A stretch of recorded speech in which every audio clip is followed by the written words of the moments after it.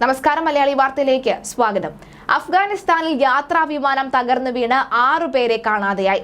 മോസ്കോയിലേക്കുള്ള വിമാനമാണ് ടോപ്ഖാന കുന്നുകൾക്ക് മുകളിൽ വീണതെന്ന് അഫ്ഗാൻ മാധ്യമങ്ങൾ റിപ്പോർട്ട് ചെയ്തു.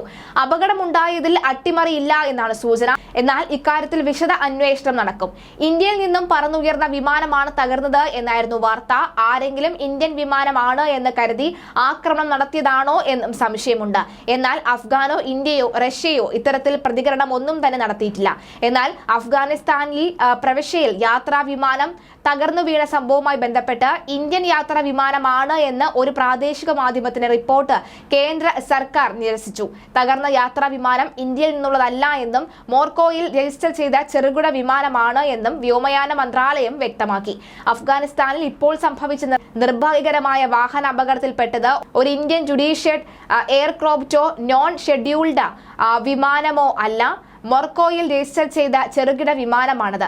കൂടുതൽ വിശദാംശങ്ങൾക്ക് കാത്തിരിക്കുന്നു എന്നാണ് സിവിൽ ഏവിയേഷൻ മന്ത്രാലയം എക്സിൽ കുറിച്ചത്. ഇന്ത്യൻ വിമാനമാണ് തകർന്നു വീണത് എന്ന് ആദ്യഘട്ടത്തിൽ അഭ്യൂഹം ഉയർന്നിരുന്നുവെങ്കിലും വ്യോമയാന മന്ത്രാലയം തന്നെ പിന്നീട് സ്ഥിരീകരിച്ചതോടുകൂടിയാണ് ഈ വാർത്തകൾ പിന്നീട് പുറത്തു വന്നത്. റഷ്യയിൽ രജിസ്റ്റർ ചെയ്ത ഫ്രഞ്ച് നിർമ്മിത എയർ ആംബുലൻസ് വിമാനമാണ് തകർന്നത് എന്നും തായ്ലാന്റിൽ നിന്നും പുറപ്പെട്ട വിമാനം ബീഹാറിലെ ഗയ വിമാനത്താവളത്തിൽ ഇന്ധനം നിറയ്ക്കാനായി ഇറങ്ങിയിരുന്നു എന്നും വിമാനത്തിൽ ഇന്ത്യക്കാരില്ല എന്നും വ്യോമയാന മന്ത്രാലയം അറിയിച്ചു. വിമാനത്തിലുണ്ടായിരുന്ന 6 പേരെയും കാണാനില്ല എന്നാണ് റിപ്പോർട്ട്.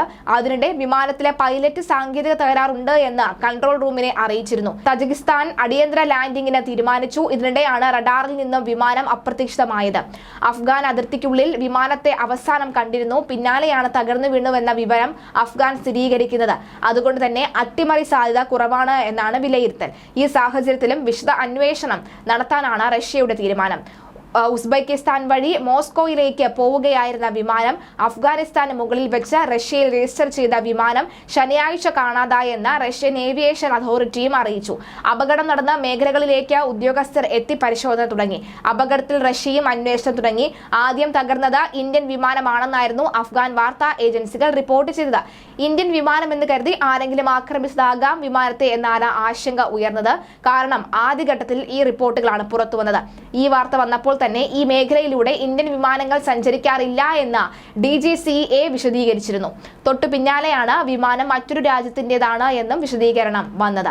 ഇതോടെയാണ് ഇന്ത്യൻ കേന്ദ്രങ്ങളിൽ ആശങ്ക ഒഴിഞ്ഞത്. വഴിതെറ്റി വിമാനം മലനിരകളിൽ തട്ടി തകരാനുള്ള സാധ്യതയും കാണുന്നുണ്ട്. എന്തായാലും റഷ്യ അന്വേഷണം ആരംഭിച്ചിട്ടുണ്ട്. ഈ അന്വേഷണം നിർണായകമാകുമെന്നതിലും സംശയമില്ല.